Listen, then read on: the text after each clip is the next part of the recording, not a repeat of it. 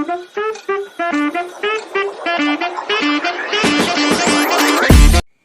Friends, welcome back my YouTube channel Devi Acharya success point. और आप सब कैसे हैं?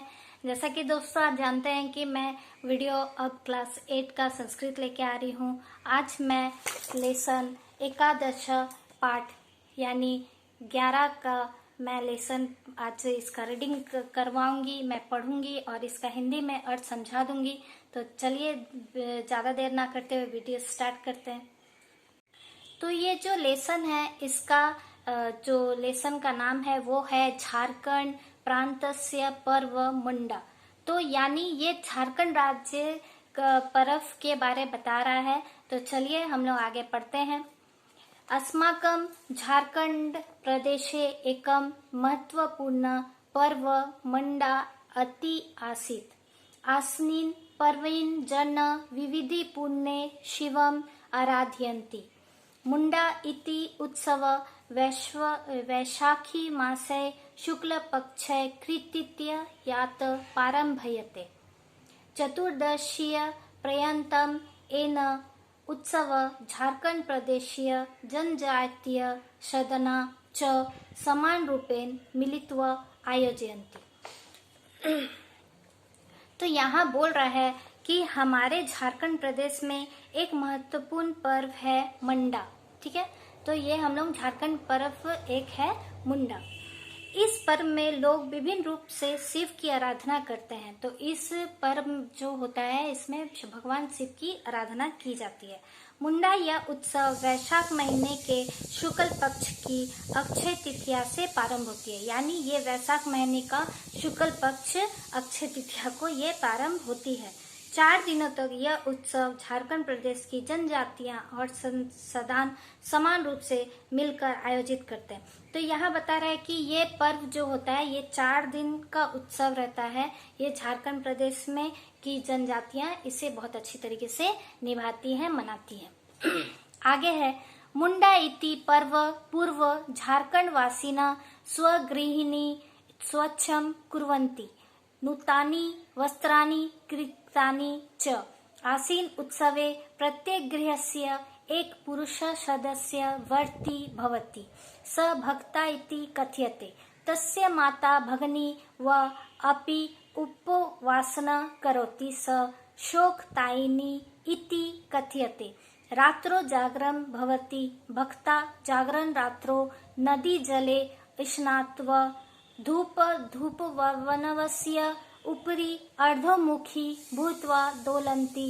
एषा क्रिया धुआसी इति कथ्यते।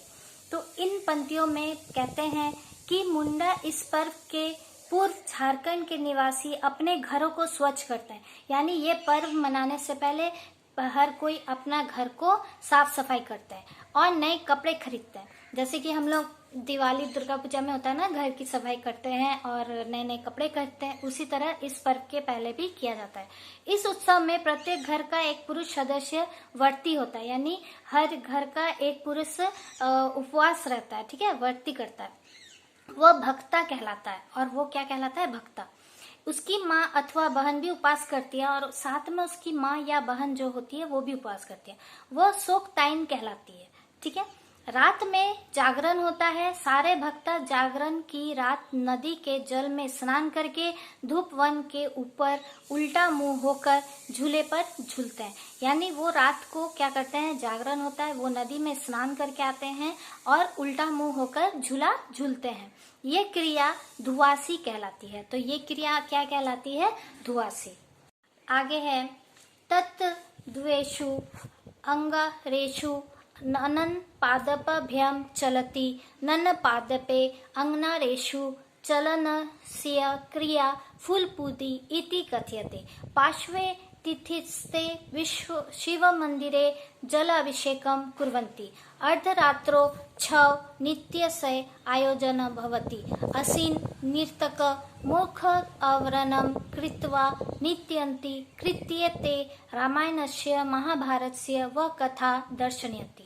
तो यहाँ बोल रहा है कि उसके बाद जलते हुए अंगारों पर वे नंगे पांव से चलते हैं। यानी अंगारे बिछा दिए जाते हैं कोयले का, है ना, उसे जला दिया जाता है और उस पे वो भोक्ता जो होते हैं वो उस पे नंगे पांव चलते हैं। नंगे पैरों से अंगारों पर चलने की क्रिया को फूल खुदी कहा जाता है।